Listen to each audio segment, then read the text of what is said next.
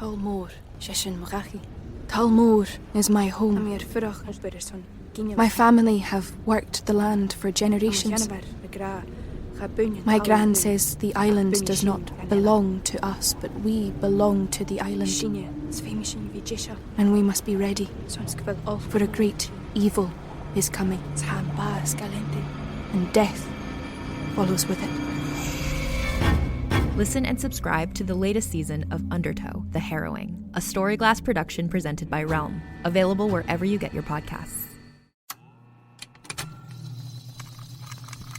Contained herein are the heresies of Radolf Buntwine, erstwhile monk turned traveling medical investigator.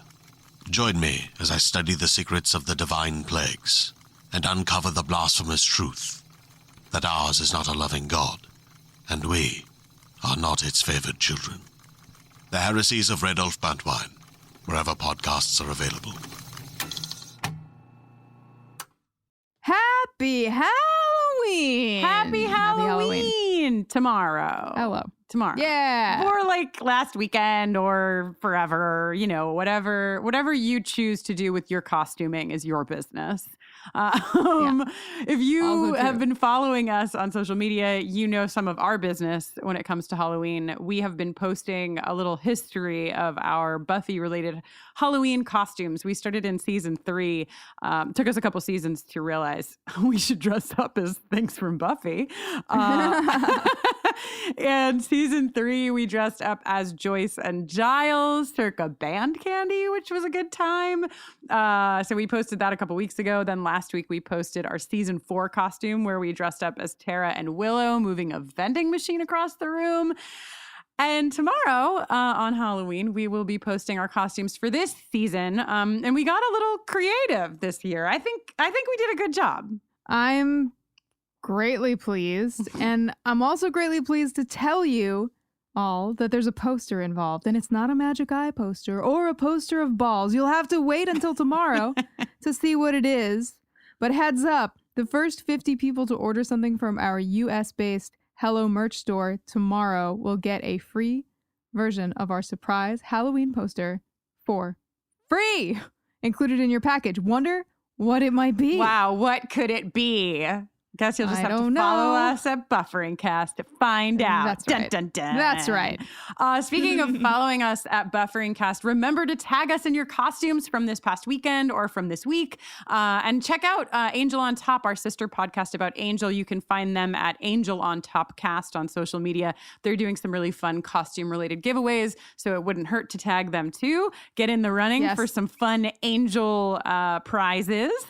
And, you know, apart from Halloween, we have a pretty big announcement today. Are you ready for it? I am ready. Okay, great. Well, that's all that. You are the only person who needs to be ready, Jenny. Here it goes. We have been plotting and planning for this year's 3rd annual Buffy prom, and we have decided on a location and on a date. Yes. Technically, we've actually decided on dates because we're making prom a 2-night affair this year. So, what? I know. Save the dates. This year, we are going to be promming it up in Brooklyn, New York at the beautiful Bell House. So excited to prom it up in the Bell House. If you've been there, you know it's a freaking gorgeous, amazing space. We're going to be doing a live taping of season 5, episode 15, I Was Made to Love You, on Friday night, April 17th. And then the next night, the following night, Saturday, April 18th, we will be doing our most epic prom to date. I can't wait. Do you think that it's just a coincidence that Bell House sounds an awful lot like Hellmouth? Wow. Jenny, you know, it doesn't seem like a coincidence, does it? Our ticketing link will go live for our patrons on Wednesday, November 6th, and then will go on sale to the public at large on Wednesday, November 13th. There will be a limited amount of VIP tickets and bundled tickets, and you'll be able to find out all the information as we have it at bufferingthevampireslayer.com/prom.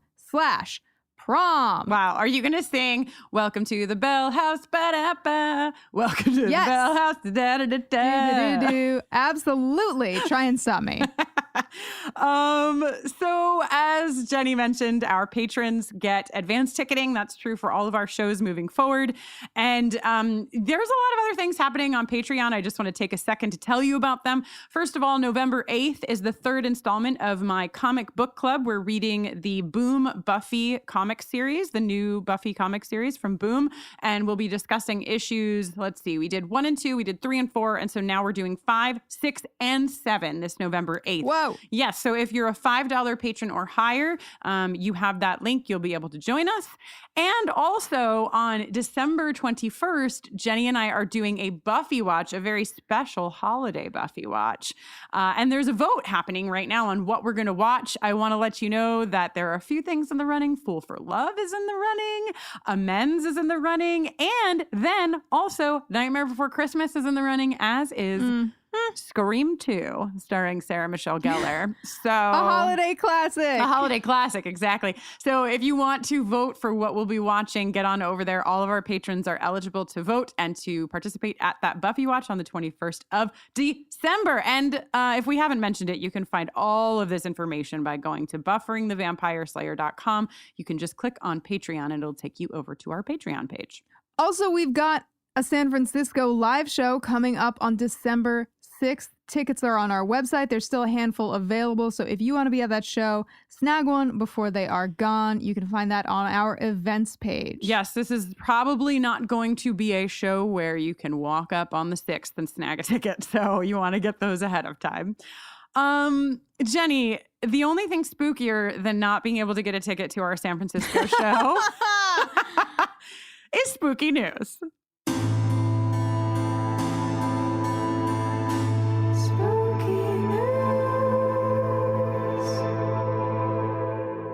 Okay, so Jenny, here's the deal. It's Halloween, an extra spooky time of year, but it's this one particular house in Des Moines, Iowa.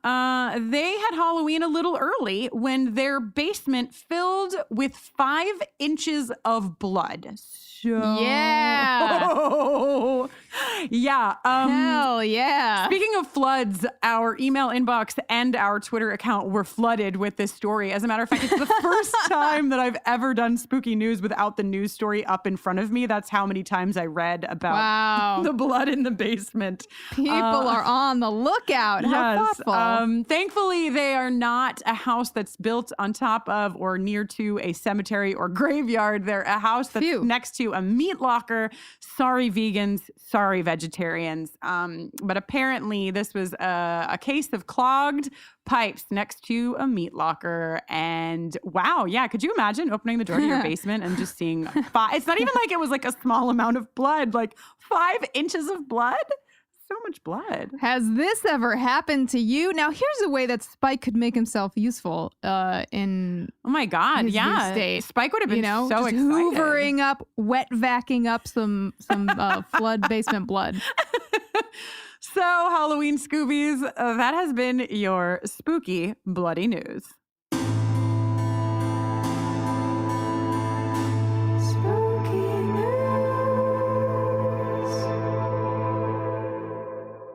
Well, in news that is not quite so spooky, it's time for the results of the first Sexual Tension Awards that had Xander in every category. Oh, is it the first time Xander's been in every category? Congratulations, man. Can you imagine a time before this when that would have happened? I don't know. You were talking about Xander and a Speedo for months. It takes 2, baby. Yes. Well, okay, so... this is a landslide. This is a blood slide or a landslide, however you want to look at it. I can't even believe how sweeping this victory is. Way down at the bottom of the ladder, we've got Stud Xander and Big Gay Real Estate Agent with just a measly 2% of the vote. Is that you, Jenny? Did you vote? Yeah, that was my vote. Just above them, it's everyone's least favorite pairing, Xander and Riley, with 3% of the vote. Oh, sorry, boys. Then, with 8% of the vote, we've got a little Xander on Xander action. That's, let me tell you, the bottom 3 slots out of 4 only account for 13% of the vote. So with a sweeping, massive, undeniable 87% of the vote, it is my great honor and pleasure to award this episode's Sexual Tension Award to 2 Anyas. Nope, that's my fantasy. 2 Xanders, 1 Anya. 87% of the vote. 2 Xanders, 1 Anya. Congratulations, yes, everyone. Your trophies are in the mail. Anya, yours is coming direct. Xander, we sent yours to Toth first so he can split it into 2 for you, sir. Yes. Wow. Also, Jenny, for like 30% of the time that you were reading the results, I was just humming lightly to myself the song Landslide, but with blood slide in the place of landslide. Yeah. Did it work? Roll right off the tongue? Yeah, it was pretty nice, I think. One last thing before we roll on into the episode, which is why you're here, I think. But who knows? Maybe you're here for the intro. I wanted to let everyone know that in conjunction with a crowdfunded campaign that I did at the end of the summer to support the podcast I'm doing about my so-called life called The Boiler Room, one of the reward levels was to donate a talk to a GSA at a high school or a middle school so I could Skype in and talk with them. And it's been so incredible. I had 6 of those donated, and they've all already been taken by interested middle schools and high schools.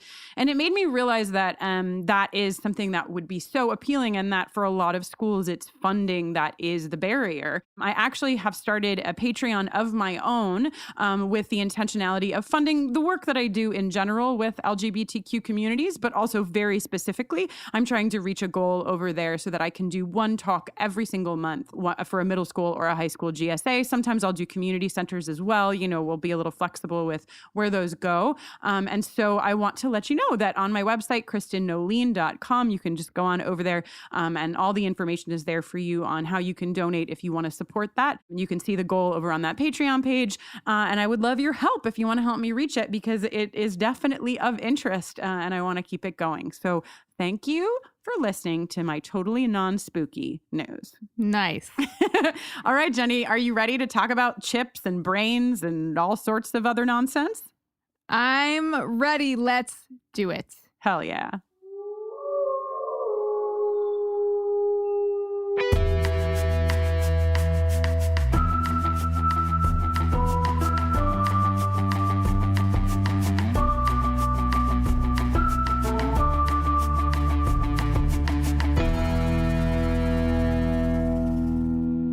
Hello and welcome to Buffering the Vampire Slayer, a podcast where we are watching and discussing every episode of Buffy the Vampire Slayer, one at a time, spoiler-free. I am Jenny Owen Youngs. And I am Kristin Russo. And this week, guess what? We are talking about Season 5, Episode 4, Out of My Mind. Stay tuned at the end of our podcast every other week for an original song written by Jenny, recapping the Buffy episode that we are discussing. And if you haven't started listening to Angel on Top yet, if you didn't guess, that's our Angel podcast. It's hosted by Brittany Ashley and Laura Zach. It's amazing. And I'm not even saying that because it's our sister podcast. It's really good. It is a true blast. Out of My Mind was written by Rebecca Rand Kirchner and directed by David Grossman, and originally aired on October 17th in the year 2000. And this is the one where, while Riley's health begins to deteriorate, Spike and Harmony force a surgeon to remove the behavior modification chip embedded in Spike's brain. What a summary. A tale as old as time. Like, could you imagine if you didn't watch Buffy and that was the description that you read and you were like, that's what this series is about? Oh, wow. So this is the one. Yeah, this is the one with the chip that's a penny and the boyfriend who's a misogynist. Oh, coming out hot. I just feel like that's really extreme. But congratulations on shutting off your empathy receptors. No, it is only extreme. For Riley. It is extreme. As Willow says later in the episode, I'm just trying to get it going. Mm-hmm. So the Previously On takes us way back. I love when a Previously On does that. It's like, okay, well, if they just started in season 5, there was this guy named Adam. He put floppy disks in his chest. Yeah, is this the first time we've seen Adam in a Previously On without him saying mommy? There was one, because I kept track.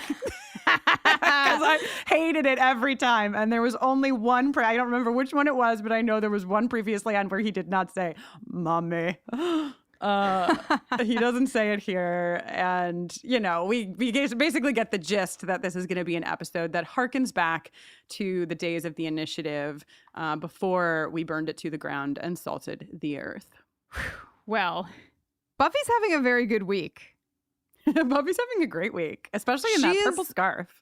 And a purple scarf that she doesn't mind slaying in. And she's clearly been training hard and studying hard because she's staking vampires before they even eject themselves from their graves. Yeah, all of that practice is paying off. All of that training, you can really see it in action. And it seems like all of the men in her life would like a piece of that. Unfortunately, her slaying is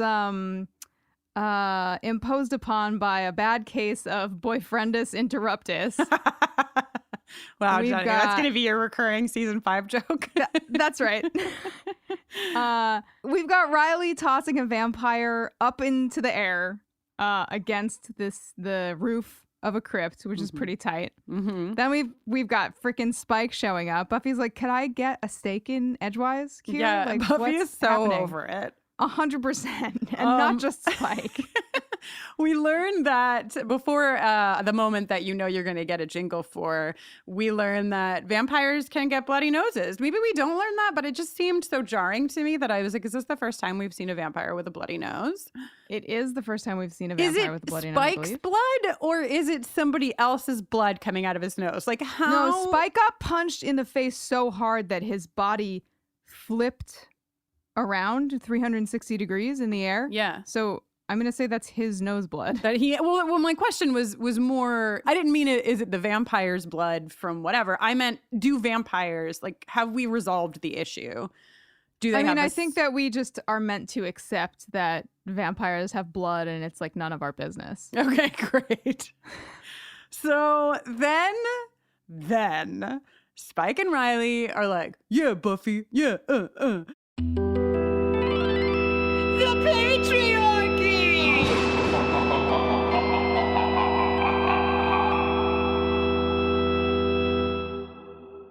And fucking Buffy is like, yo, you know, I don't want you out here. And fucking Riley is like, she's right. You shouldn't be out here when she's patrolling. And Buffy gives Riley a look that this is the look of my jingle. Like if my jingle had a facial expression, this would be it.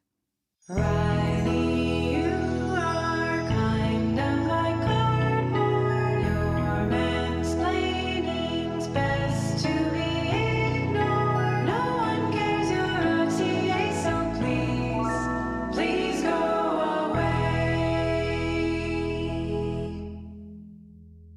Listen, I'm not above saying that this is not Riley's best episode, right? But I also would like to point out that he is going through a lot, both biologically and also emotionally.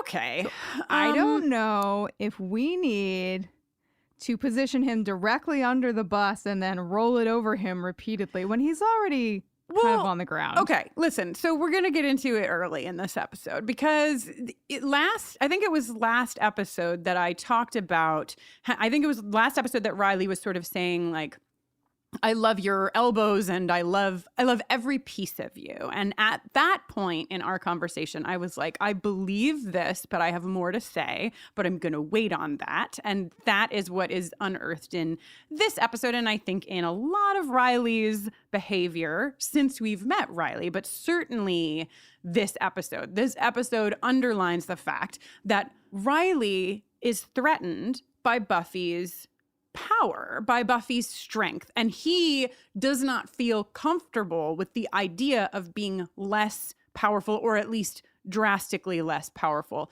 than Buffy. So while I think that Riley does love all of the pieces of Buffy, he only is able to hold on to that love when he can match her in strength or come close to matching her in strength. He struggles with being less powerful. And I think that this is so interesting because I feel like you are 50% there, but like you are leaving out the whole rest of him as a human being. Like yes, he is uncomfortable and insecure in moments, but I don't think that it has anything to do with him being less powerful than Buffy or less powerful than his female partner in general. I think it has everything to do with what is it for a human being to date a supernatural being, and like, how can you ever really reconcile those very different experiences? He's not worried about being not as strong as Buffy. He's worried about Buffy not getting what she needs from him. Right. He's worried about being normal to her supernatural, so to speak.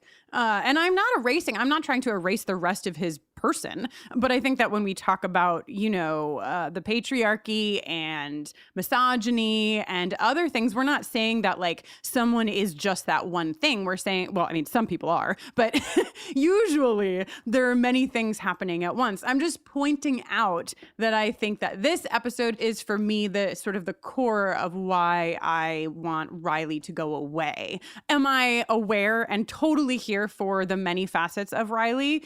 Yes. I mean, I'm at least here to like listen to them, but I don't think that takes away from the fact that there's an element of Riley that feels threatened by Buffy. Yeah, she's the fucking Slayer. And am I saying that like I wouldn't feel threatened in that position? No. Yeah, congratulations on never feeling insecure in a relationship with a human being that's biologically identical to you, let alone someone who is imbued with ancient power and a sacred duty. Listen, I'm not, but that's the thing is that the world I just don't think it's misogyny. I think like you're mislabeling it. Well, I say misogyny, you say potato. You know what I mean? I do. And don't potatoes come from Iowa? I think that there is misogyny in here. Do I think it's the only element? No, but I definitely think that there's misogyny in here. And like that's that misogyny is a word like feminism, where I think people can have a very visceral response to it, right? Like you say misogyny and people are like, oh my God, that's like the worst thing you could say about a person or whatever. Some people feel that way about the word feminist. But I just mean it to underline structural, and I know you know this, but I'm just sort of clarifying it for everyone here who's like, what's happening? Why are they yelling at each other? But I just want to say that like that it's a structural thing. I'm not saying Riley is a misogynist. I'm saying that I think that there's misogyny involved in what's happening between Riley and Buffy. I want to toss like one more stick in this fire. Well, it's not like a stick in the fire. That's just don't put it too close to the monkey's head. I taped an episode of Slayer Fest 98 last night with our buddy Ian Carlos Crawford. Yeah. And one of the other guests was author and Pulitzer Prize winner and famous Riley defender Emily Nussbaum. And she made a really interesting point about Buffy and Riley, which I feel like is at the root of a lot of people's like distaste for Riley, but they don't necessarily perceive it that way. Mm-hmm. It just feels like there is like an energetic mismatch. Like there is something missing from their relationship from the beginning. Mm-hmm. And as their relationship develops, Riley continues to search and reach for that. And Buffy is like unable to give it to him. And I think that would frustrate anybody. What is Emily position he is reaching for? I don't want to say too much because of like where we are. Right. Okay. Well, we're hoping that we get a chance to talk to. I mean, I might. That's need, like, what I'm saying. Like, I want to talk to Emily. Yeah. Okay, Jenny. Jenny comes out like, just so you know, a Pulitzer Prize winning author actually defends Riley. So I will. Please give me a few months to find another Pulitzer Prize winning Buffy fan who does not defend Riley, so that we are equally matched in this argument. Anyway, wow. So you get top heavy Riley arguments here and out of my mind, but that's good because it means we can probably just have a blast for the rest of the episode. Yeah, wee! Party. So Spike is eating his own nose blood. By the way, you can email us, and I know you probably already are, but you can email us at bufferingthevampireslayer@gmail.com and just go off, because I know that everybody's banging on their fucking steering wheels and they got a lot to say in both directions. So send it all to us. As you know, I don't read the emails, so say whatever you want. Oh, I'll forward them all to her. You don't worry. How Don't you dare worry you. your heads about it. Okay, so Spike is eating his own nose blood and defending himself. It's what he does. That's what he does. And then we get this scene. So it's sort of like a breakaway scene, still in the cemetery. But Riley, for the first time of 2 in the episode, is like, you want to go again? And this time he's talking about killing vamps. The next time he's talking about fucking. There's this very funny moment where Buffy's like, no, unless you want to go kill Spike. They look at each other and they're like, yeah, we don't do that here. Yeah. And then, so you said who wrote the episode up at the top, right, Jenny? Yeah, it's Rebecca Rand Kirshner. And I believe this is the first one for her. This is the first one for her, and she will be writing more. And I think she comes out hot. I think this is written very well. Hell yeah. And like written by somebody who obviously knows these characters and the way that they dialogue. We get some pretty dramatic Spike stuff in this episode. This monologue, I will know your blood, Slayer. I will make your neck my chalice. The drama. And drink deep, but it's all the drama set up for him to then fall into an open grave and for us to cut to the credits. It's so good. Love seeing Spike fall in a hole. Same. Okay, then after the credits, we've got Willow and Buffy. Are you ready? Buckle your seatbelts. Having an academic debate. Yes. It's pretty hot. It's really great. It's really, really great. And my favorite part is that at the end of it, after they've sort of like had the meta conversation of like, hey, we're having an academic debate. Yeah. Willow's like, wow, you've been studying so much and it's like so exciting. Should I be watching my occipital lobe? And it takes Buffy so long to get the joke that she's like, apparently not. Yeah, apparently you don't need to watch your occipital lobe. It's really cute too, because it's like Buffy and Willow, I don't know, like they are very tender and like very familiar with each other, like with their touch. Like Willow touches Buffy's head at one point when she's talking about her brain. And I don't know, I just feel like they've gotten really close and it's really sweet. And this is like a way that they could bond. They're arguing about the French revolutionaries. And I don't know, I think it's sweet. And it's also just adorable to see Willow get this excited about being able to engage in a friendship that she's had for years in a totally new way. Yeah, she's been waiting for this moment, and here it is. So meanwhile, Xander is measuring twice and cutting once. His carpentry skills are really like blowing up. Yeah, it's hot. Doing great. I'm sorry. It is hot. You know how you felt about the Speedo that I never could get on board with? That's how I feel about Xander measuring twice and cutting once. Yeah, 100%. Yeah, he could fucking measure Anya twice and cut. Didn't somebody tweet about how this podcast has gotten exceptionally horny lately? Yes, they did. They commented on an Instagram post of ours that was about threesomes. So whatever. Well, sorry. I want to not to steer us away from sexiness, but in the next beat, we sort of like pan through the magic box, which is looking great. And we see that Tara's there, and then we get to Anya, who's like, who put the monkey head near the Styx water? Do you want us to have monkey guts everywhere? She's so pissed off. And so I was like, what is Styx water? Because I turned the captions on, and I was like, from the River Styx? Yeah, did you already know what the River Styx was, Jenny? Oh, yes. Please, well, then you tell us, because I looked it up. Well, it's the river that you have to cross in order to get to the land of the dead in Greek and Roman mythology. And you have to give, I think it's Charon, you've got to give him a payment of some kind. Oh, I didn't read about Charon. To get on the boat, and then he ferries you across the River Styx. And the River Styx is just full of all the kinds of things you would think that a river of death would be full of. You don't want to fall in. You can't swim across. Oh, God. Well, so that's interesting, right? Because that is what I looked up as well, that it's the principal river in Hades and all of that, and it crosses over, yada, yada. But then also there was a segment of my research that said that the river Styx was believed to have magical properties that could make a person invulnerable. Achilles was allegedly dipped into the river by his mother, making him invulnerable, but his ankle remained a weak point as he was suspended by it when he was dipped into the river. Achilles became a great warrior. You probably know this tale. He eventually died when an arrow struck him in the ankle, and that became known as the Achilles heel. Okay, first of all, I can't believe you didn't give me the opportunity to tell the story of Achilles. I'm so As we all sorry. know how good I am at recounting stories. Very specifically. But you know what really always bothered me about that story? It's like you're dipping your child into the river to make him invulnerable, and you're holding him by the ankle. Why not just then hold him by the other ankle and dip him again? Right. They probably didn't think about it. Probably didn't think about it. I mean, listen, Jenny, when I was a little baby, my mom took me to the beach. I kind of grew up on the beach because I spent my first 12 years of life on Long Island. And my mom was a stay-at-home mom. And so before I was in school, I just lived at the beach. And the first time that I went to the beach, Robert Moses Field 5, in case you're wondering, Long Islanders.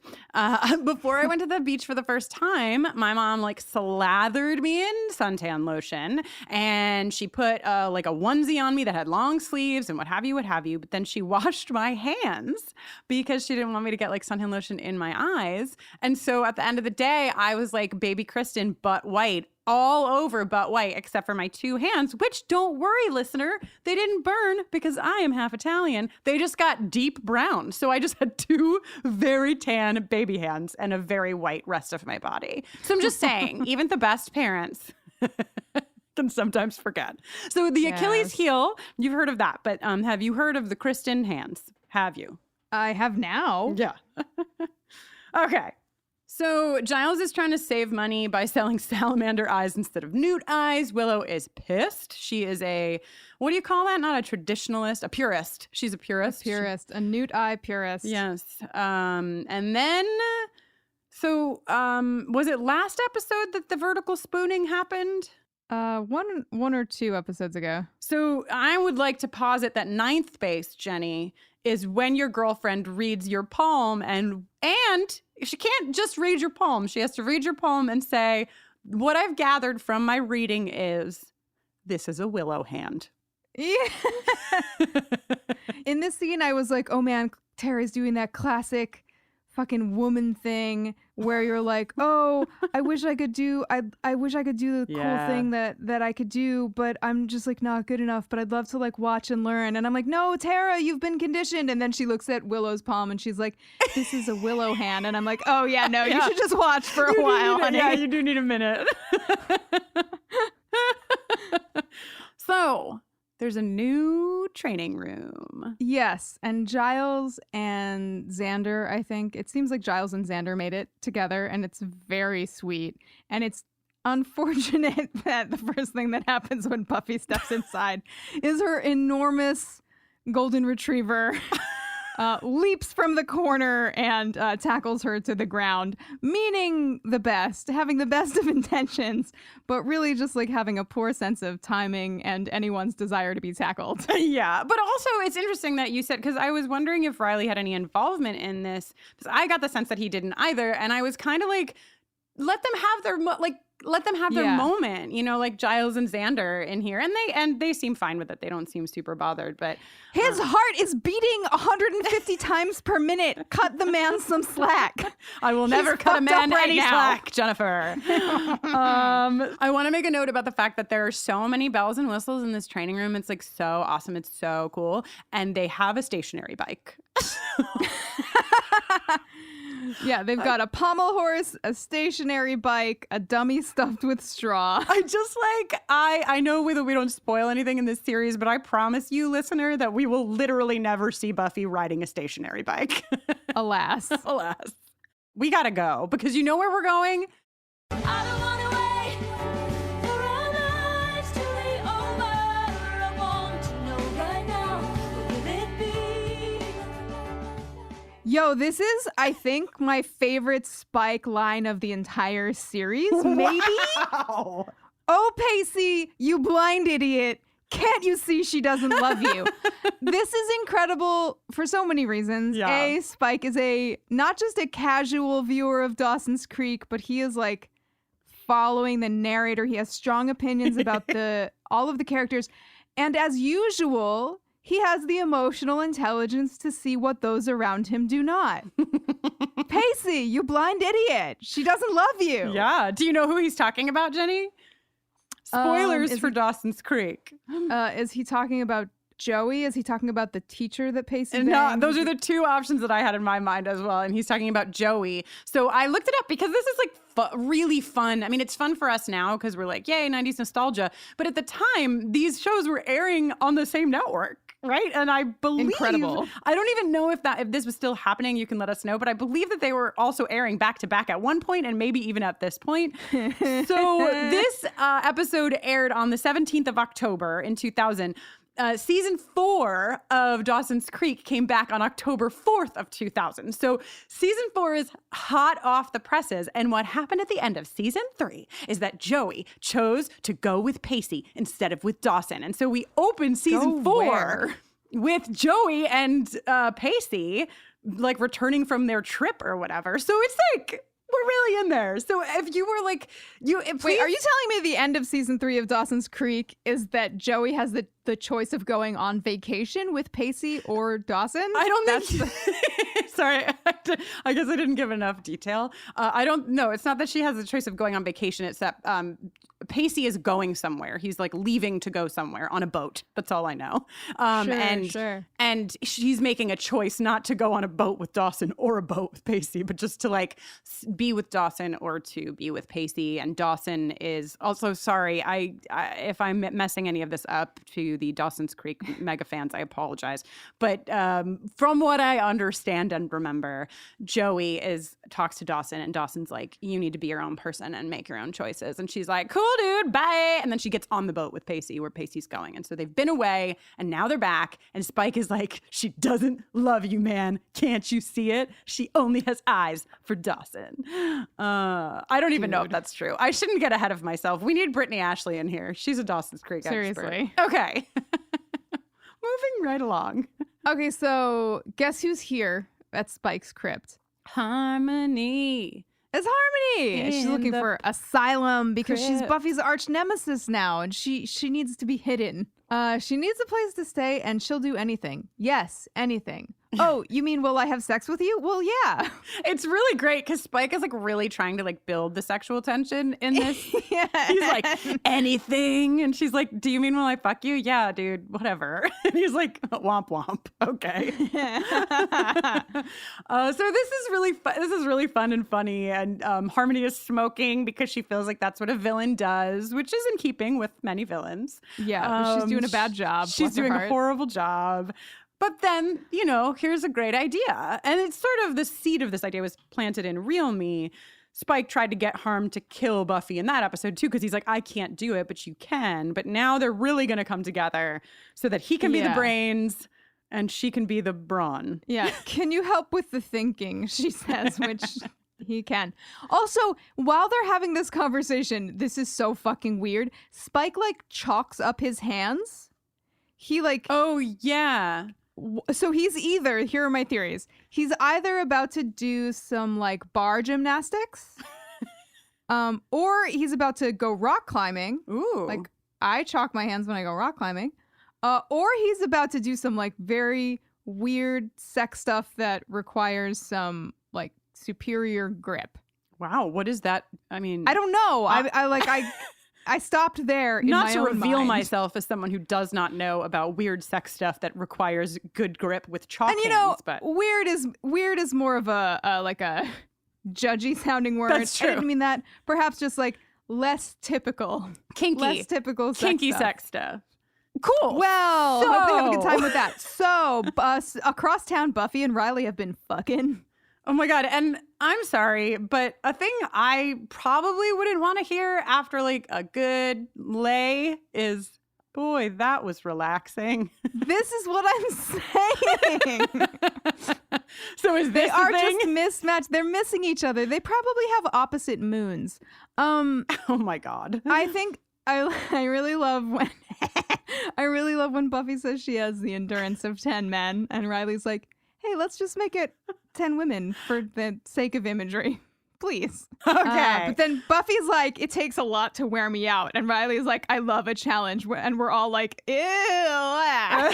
Yeah, but it does confirm, I think, something we posited a couple seasons ago or last season, that I think we had a conversation around, like, so if she's the Slayer, it probably means Oh, that right. she can, right? Yeah, so she's giving super us strength that. in all areas. Yes, super strength, even in the bedroom.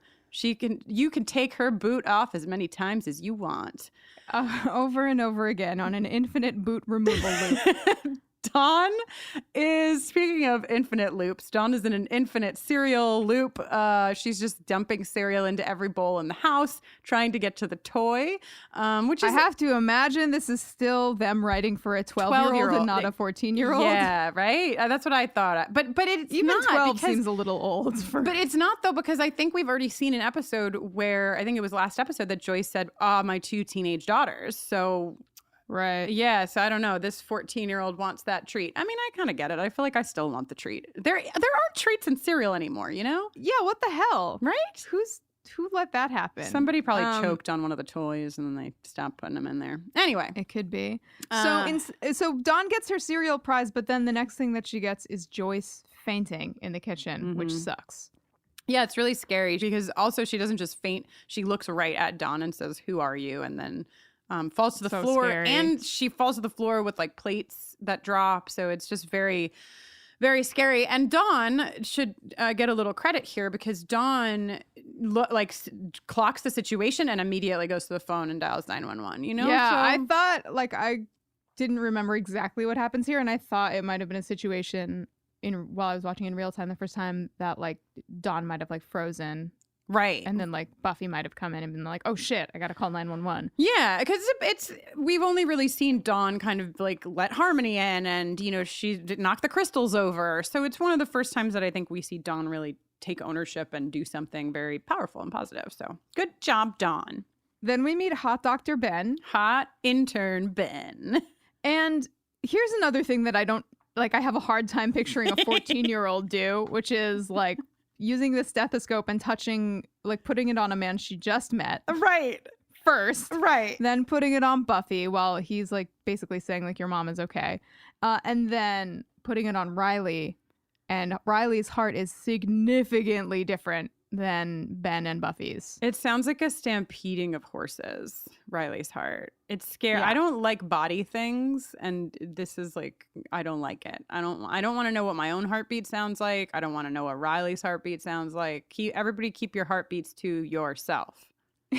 Be decent, please. The doctor is, we skip a bunch of stuff, which we can gather is Dawn being like, "Riley, your heart, it sounds like horses." And then them being like, "Let's get you to the doctor." And we cut into the scene where the doctor is like, "I would get on my knees and beg you to stay." And I'm like, "Whoa, lady." Keep it professional, ma'am. What kind of doctor says I would get on my knees and beg you?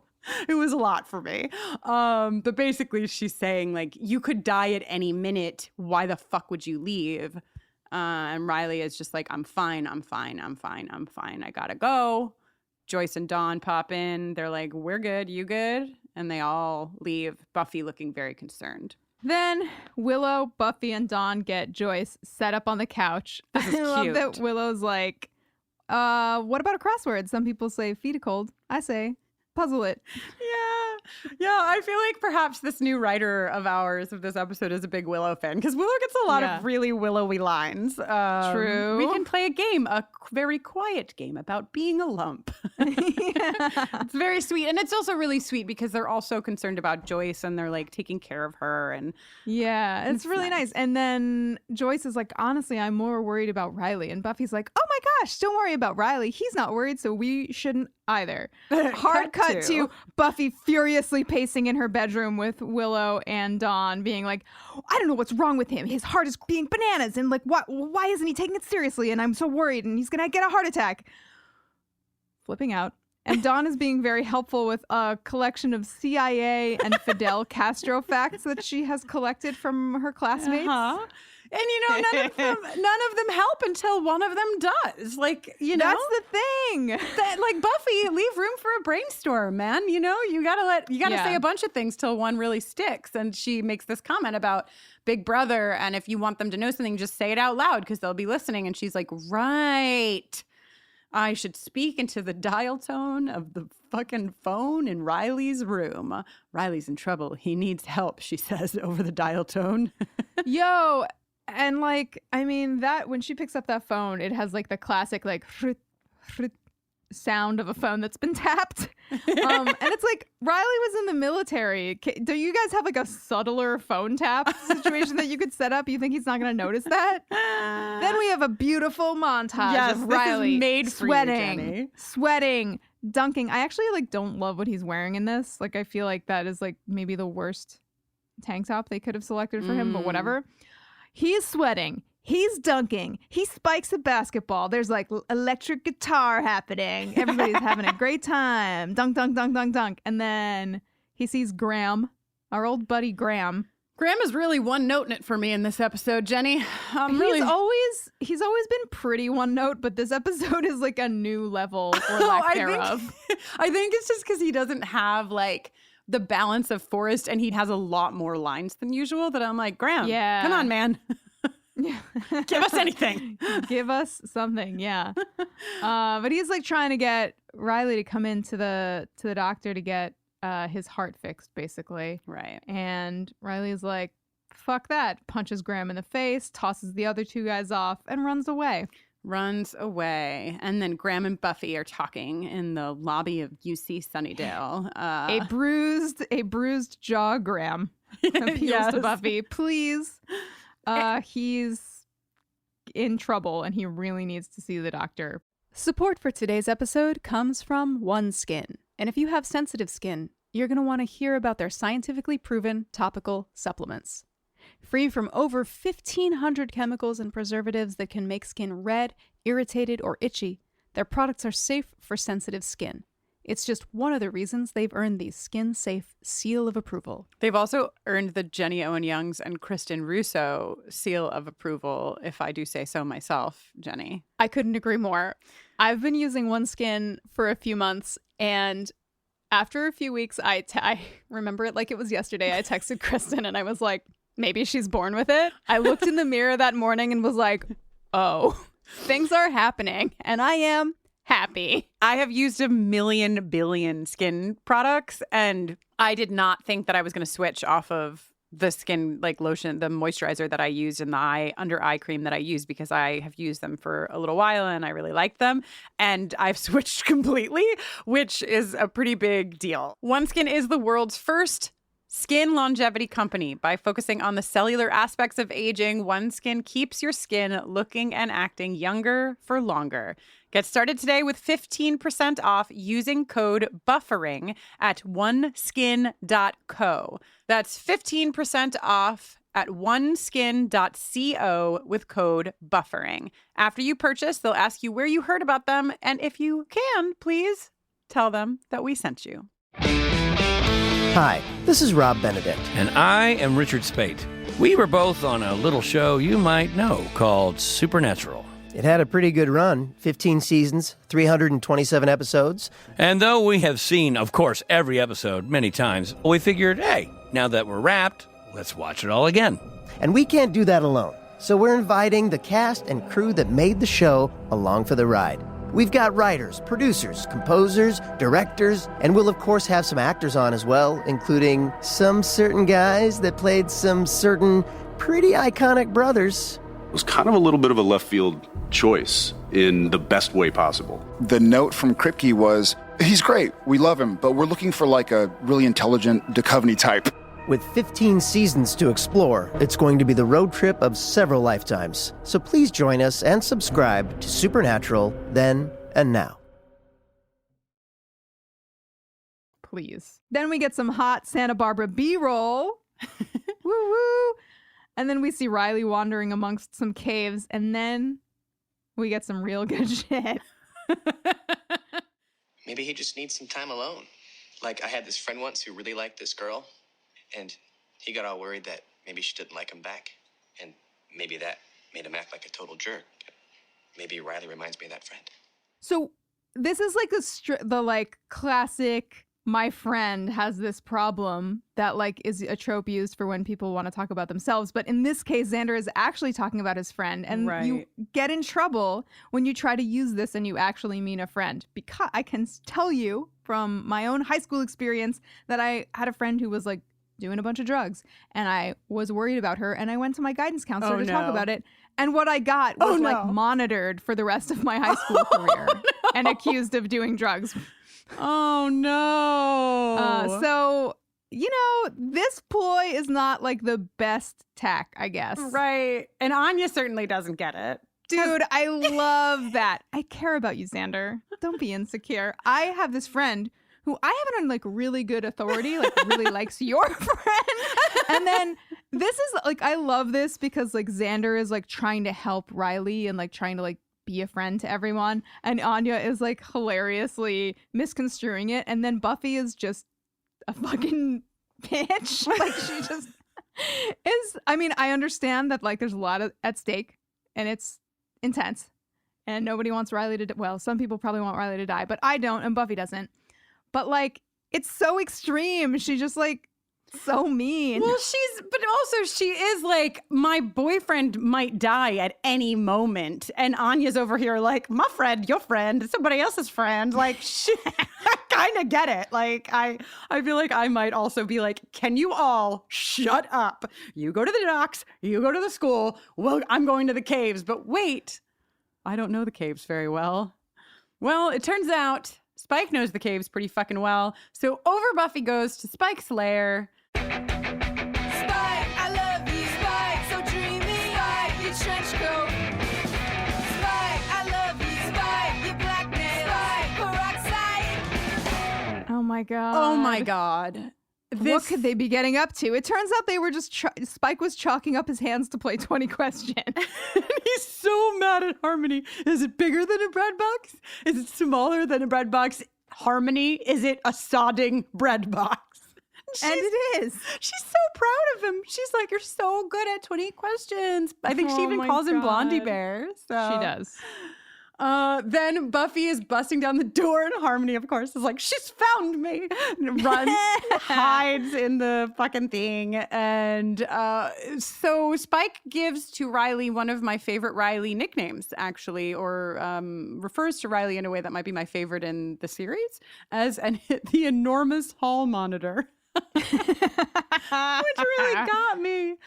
And Spike really pisses Buffy off. Buffy slaps him across the face, which is hot. And then all I've written is half now, haha. Oh, that's the money. Yes, yeah. She like rips the money in half. Yeah, so Buffy's like, I have this money, and Spike is like, give me half now and half later. She rips it in half. She leaves. Harmony is... and I just watched Tom Cruise do this in Eyes Wide Shut the other night. Why were you watching Eyes Wide Shut last night? Okay, we shouldn't get off on like a whole thing, but Eyes Wide Shut, you may just remember as like, oh, it's like that crazy sex movie. Exactly. Well, you know what's really fucking fucked up? Okay. Wow. That was a Kristin sentence if I ever heard one. How can I cram like the whole thing? Okay, so basically, if you go and rewatch that movie and then read some Reddit threads about it, okay, you will see that it is actually an indictment of Jeffrey Epstein and people like Jeffrey Epstein. What? And what appears in the film as just like a masked sex party is actually a stand-in for something much darker, and it's just like really holy intense. Shit. Well, I didn't pick that's that why up. I rewatched it, and it was wild. 16. Wow. And, okay. And there's so much hidden. And also, by the way, Stanley Kubrick turned in what was his like in quotes final cut, but it was 3 months till the release of the movie at that point, and he was famous for making tweaks all the way until the end. He turned in his final cut and died like 5 days later. Whoa. And then the movie was marketed as like Tom Cruise and Nicole Kidman go to a crazy sex party. Oh my God. And that's like, how we all remember it, but it's actually about this like much larger, darker thing. Wow, I cannot believe that I have to watch this fucking movie again. Okay, great. I remember watching that movie in the theater as a teenager. Yeah, definitely not for teenage brains. No, I was really like, watching it was like, wow, happening? I did not know what was going on here. Right. Okay, so after Harmony is like, what did she say about me? We cut to the hospital where this doctor is wearing glasses even tinier than Buffy's undercover sunglasses. Somehow. Yo, they're so tiny. Also, this actor, the actor playing the doctor, his name is, are you ready? I'm ready. Time Winter. No. His name is Time Winter. Oh my God. Okay, so Old Man Winter is wearing tiny glasses. Yeah. Father Time, Old Man Winter. Yes. And Spike has decided that the best fucking weapon to bring for Harmony to control is the crossbow, which I felt would make you especially angry. Always Jenny. saying these idiots. They basically kidnap the doctor because Spike wants the chip out of his head and has used his brain to figure out that, hey, fuck it, I'm not going to find Riley. I'm going to find this doctor. So they take the doctor to this medical like classroom basically that has some equipment, and he's like, fucking do it to me, doc. Come on, doc. He's like, dude, laying back. So like, yeah, with his arms behind his head. Yeah. He's like kicking him a little. Like, do me right. Yes, perhaps we will meet these two in a future nomination. Just saying. Also, when we talked to James Marsters, he told us how when he would, when they would paint his nails black, he would like find a piece of like metal or glass or whatever and scratch off the nails, but that often you couldn't even see it. But you can see it in this app. Yes. I was like, oh my God, that's what he was talking about. That's cool. Harmony is just winging crossbow arrows fucking left and right. Like she's really got to get her shit together. Meanwhile, Willow and Tara are... Have you ever noticed that when people are on like a mission in this show and they have to like go search somewhere, they like stroll very slowly side by side so they can talk? Listen, this isn't West Wing, you know? We can't all walk so quickly and talk. I know. So Willow is like frustrated with the darkness, so she just like whips a little potion bottle out of her bag and makes an enormous like fireball sun.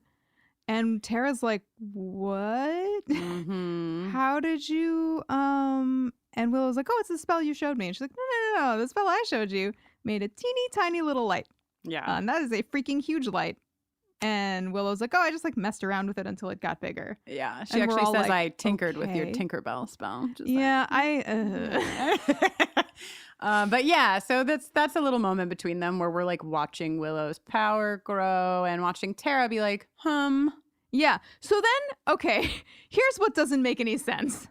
Buffy pays Spike to go find Riley in the caves, but Buffy also goes to the caves? Yeah, I agree. I had the same question. It seems like a few pages were left out of the script or something. But the question, that question immediately erased from my mind when I burst out laughing because Riley is just standing inside the cave, punching the cave wall. Like, it just really got me. But he's like, you know what I need to do? I need to go into a cave and I need to punch the cave wall over and over again. Well, listen, he's having a hard time. He's really going through it right now. He's going through it. Yes, he's going through it.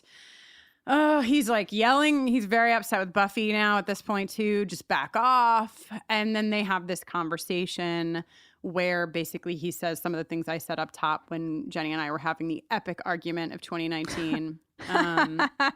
They're going to just turn me into Joe Normal. I'm just going to be another guy. It's not enough for you.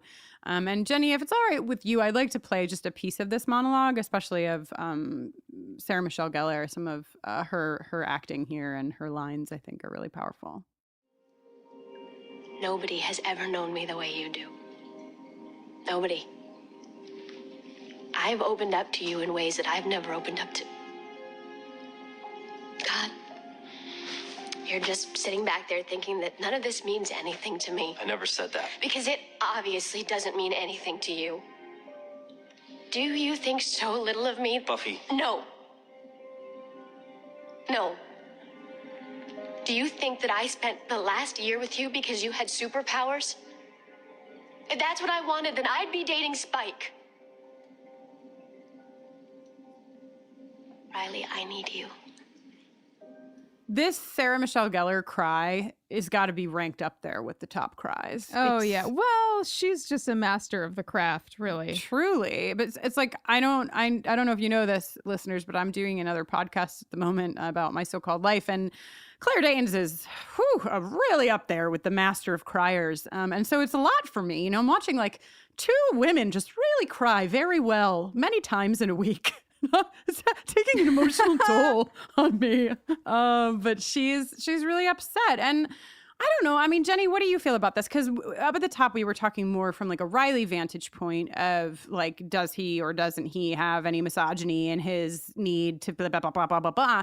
But, you know, Riley posits, and it sounds like Emily Nussbaum posits, that Buffy is not there, right? Like she isn't. But Buffy herself is positing that she is here. And so I'm just wondering what your take on it is. I think that this is like a moving scene. I feel like both of these characters are doing their best to reach out to the other person. Right. And be transparent and be honest and direct. I just think that it's possible.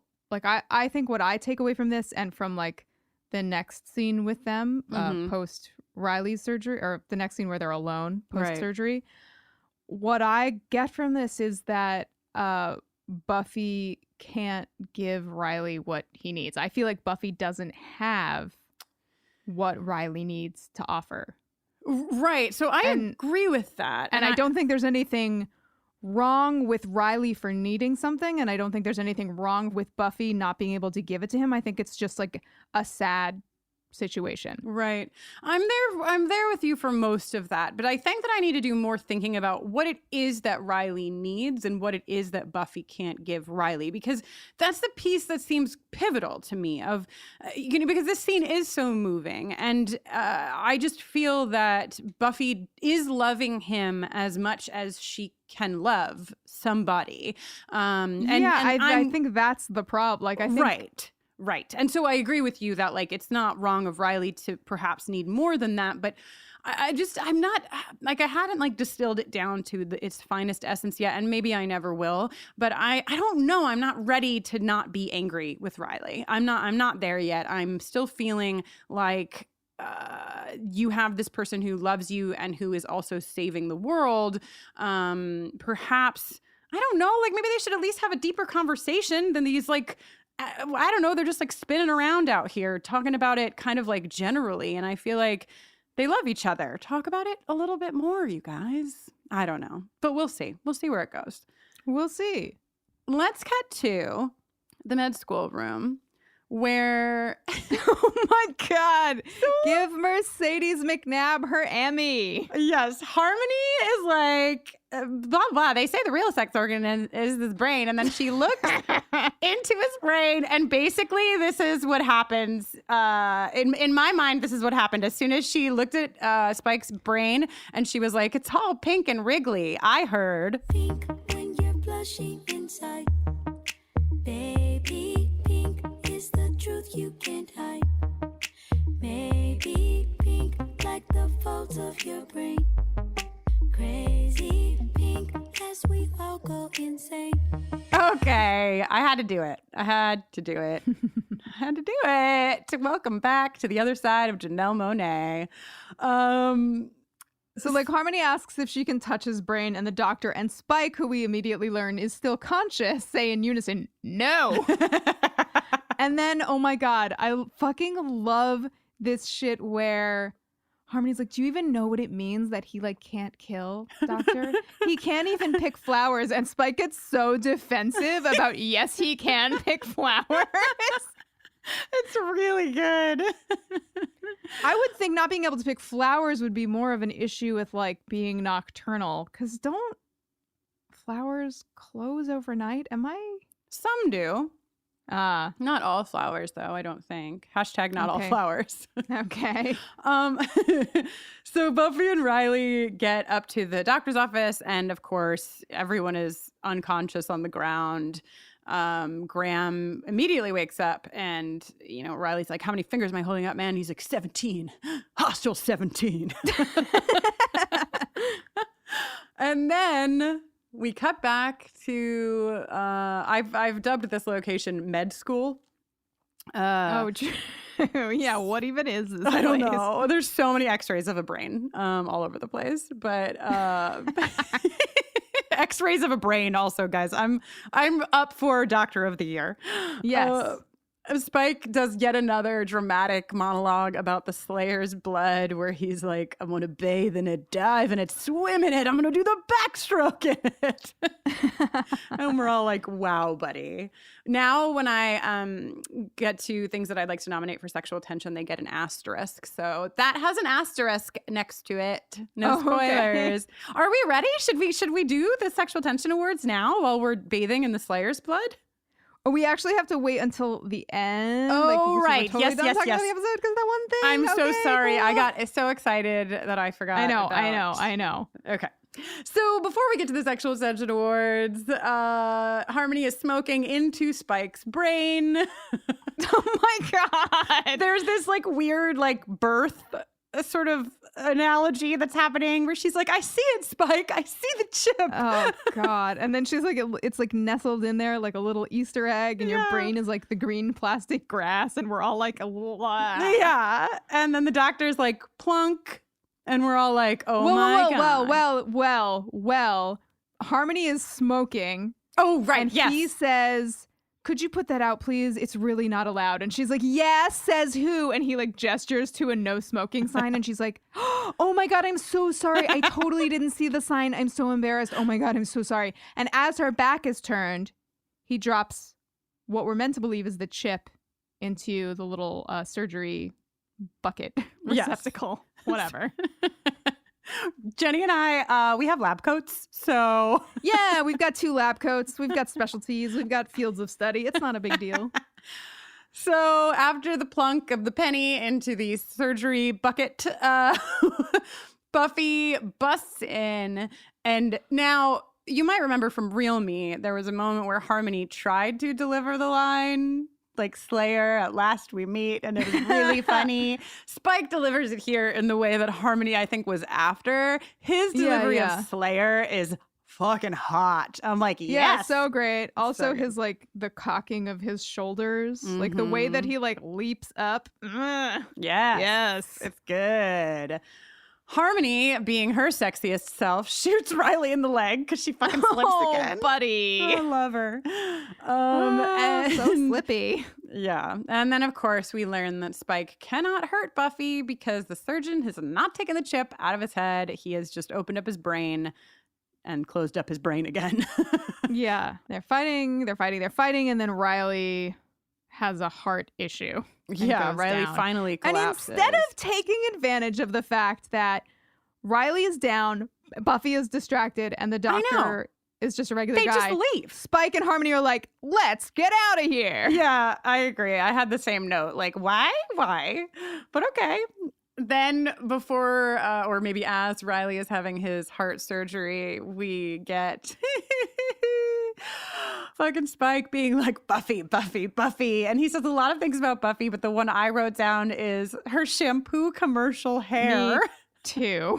Interesting. Yeah, I wonder where that could be leading. Yeah, he picks up an entire headstone and throws it against another headstone. He grabs Harmony. He is feeling tense.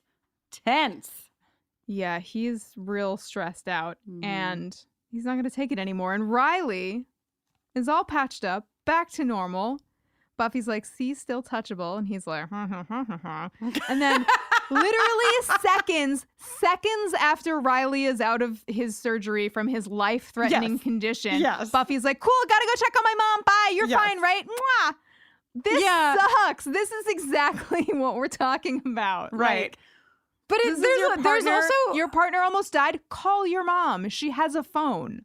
Listen, Jenny, you're allowing for Riley to have a lot going on in his life, but I feel you perhaps are not allowing Buffy to have as much going on in hers. First of all, the way that this scene is done is weird because just in general, like he just had, we are to believe, heart surgery. I just can't imagine. It's just like a little bandage. I know, and he's like sitting up, and the doctor's gone. Like, peace, man. Good luck. Like, yeah, they're like, yeah, just put your shirt on and check out with the front desk when you leave. Right. Bye. So it's weird already because I feel like if we are to believe that this happened, Riley would not be up and about. And I think it would read a little bit differently if he was not up and about and Buffy was like, peace, I'm going to leave you in this classroom. But the way that it's done, it seems like he's about to just like hop off that table and like go get a new pair of pants because the doctor had to rip his to get to his artery in his leg, I guess. I don't know. I'm not a doctor. So anyway, yes, it is. I'm with you that like we're all kind of like, ooh, you are just leaving him right away. But since you gave so much layer to Riley, I would like to add that there's a lot going on here for Buffy too, because she has just had her boyfriend basically tell her that he doesn't know how to love her because she is the Slayer, a piece of her that she can't figure out. And that just last episode, she was wondering upon splitting herself in two so that she could feel normal. So I think she's got a lot going on as well. Sure, yes. Yes, she does. Okay. And as usual, Buffy's needs come before everyone else's, even the guy who just had heart surgery. Yes. So then Graham, still at the exact same emotional level he's been at since the beginning of the episode. You don't belong here. There's nothing for you. You used to have a mission, and now you're what? The mission's boyfriend? The mission's true love? You belong with us. And then we hear swelling out from the background. You're on the phone with your girlfriend. She's upset. Yeah. Cool. We rock. Great. I would like to point out as we transition into what we know is a dream, but we do not know is a dream when we first start watching it, that Spike in his dreams wears incredibly fancy shirts.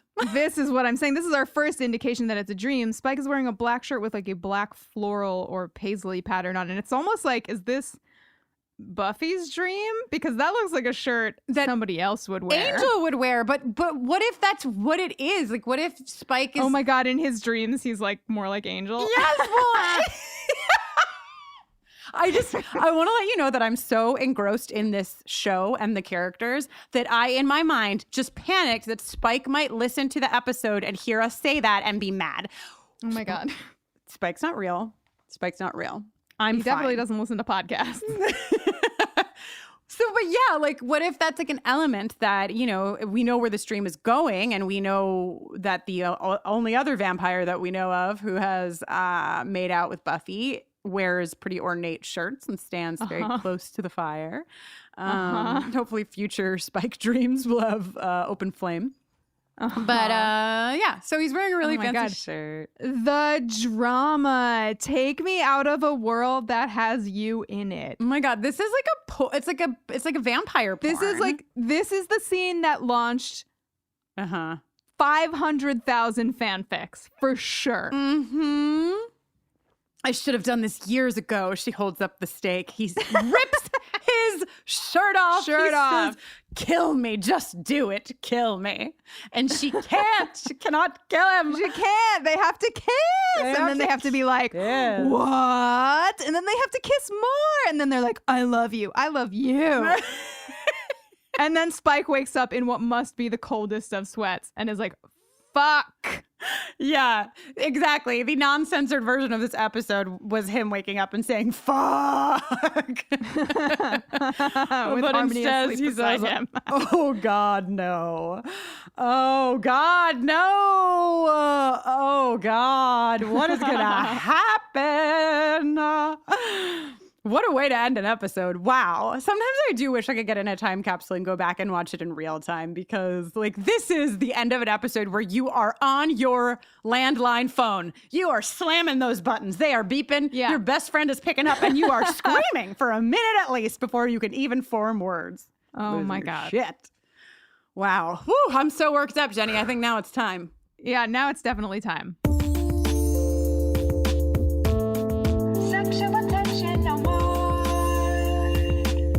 Okay, so here we are.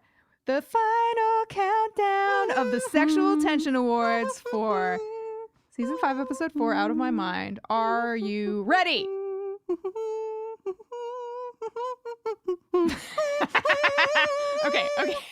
Okay, settle I want down. you to know that I did that whole thing. Like, I did the whole thing with a giant mouthful of water because I wanted to make sure that I hit it in good comic timing, but I couldn't swallow the water. So you should be more impressed. Okay, sorry. Yes. Even more impressed. Okay. So, first up, you can vote for our first set of nominees, Willow and Tara, for that steamy palm reading. Really, actually pretty bad palm reading, but like it's going somewhere scene. But where's that palm gonna go next? Yeah, I can't even begin to think about it. And this is a family podcast. Okay, and sure it is. The second, our second nominees are you ready? Spike and the Doctor for that sexy little do me right. I'm ready. Like, do you want him to take the chip out, or do you want him to unbuckle your belt, Spike? Yeah, I mean, okay. Our third pairing, our third option. Are you ready? It's Spike and the Blood of the Slayer. He seems pretty worked up about it. He wants to do the backstroke in it, for God's sake. He wants to splash around in there. Yeah. And fourth and finally, are you kidding? It's Spike and Dream Buffy. Come on. Oh my God. We've been waiting for a kiss like this for a minute, Riley. Yeah, well, I didn't see Spike take off her boot in that scene, so I have yet to be convinced. Her boots just came off. Like, they just fell off of her feet. Oh my God, true. Okay, so if you want to be part of our democracy, please find the Twitter poll for this episode's STAs on our Twitter feed. We're at BufferingCast. You can vote there for a full week after this episode goes up. So join us. This beautiful exercise of okay. Yes. Okay.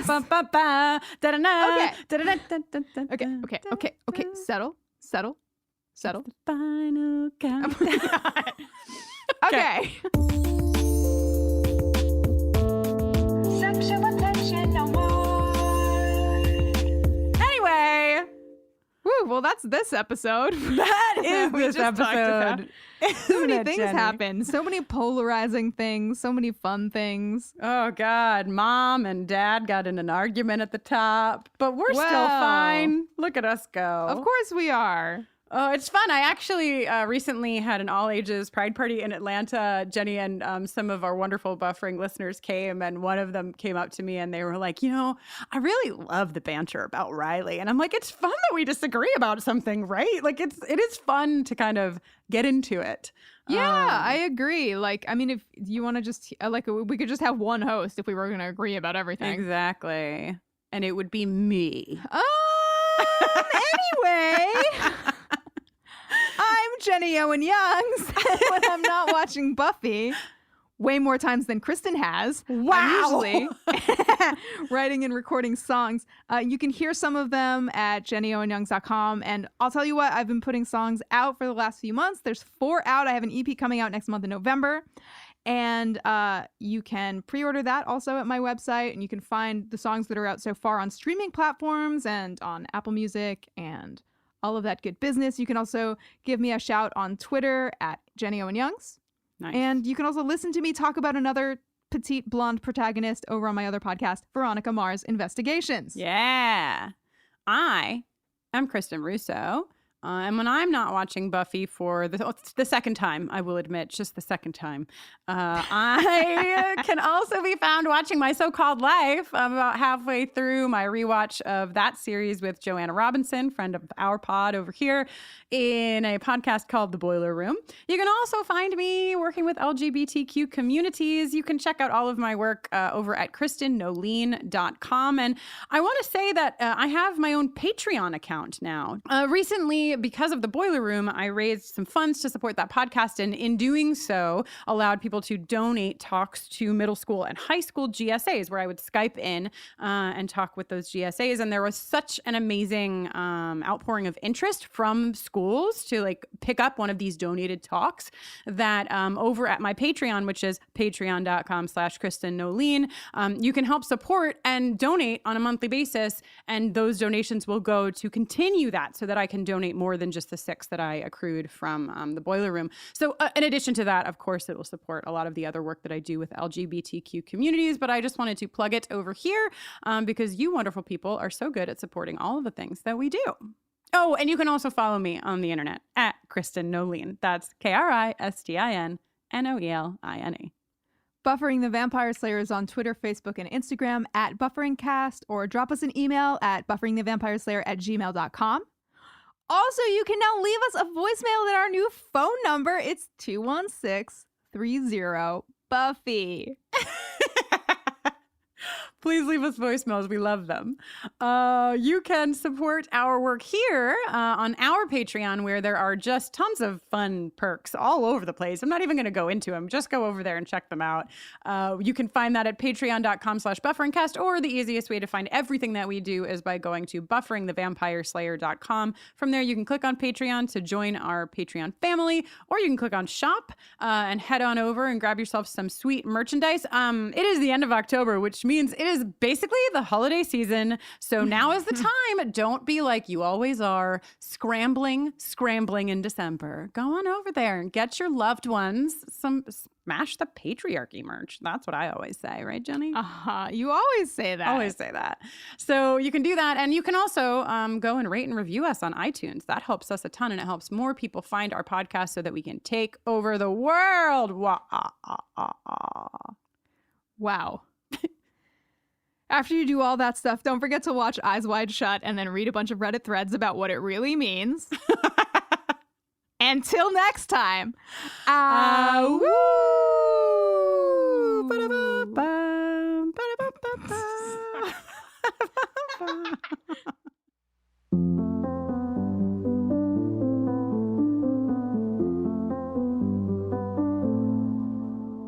You are who you are to me. You are who you are to me. I need your heart, not your biochemistry. You are who you are to me. Wait, don't throw my words away. Gotta take me honest when I say I would feel the same, even if you never knew the kind I'd been. But your stupid brain finds a way to turn around the things I mean. You are who you are to me. You are who you are to me. I need your heart, not your biochemistry. You are who you are to me.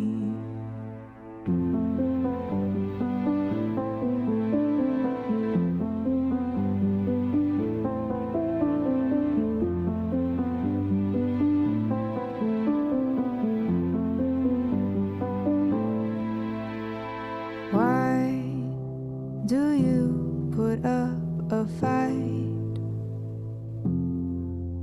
You know I just want to get you right. I would feel the same, even if you never saw the things you've seen.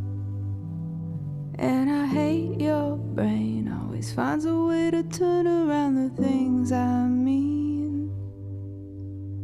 You are who you are to me. You are who you are to me. I need your heart, not your biochemistry. You are who you are to me.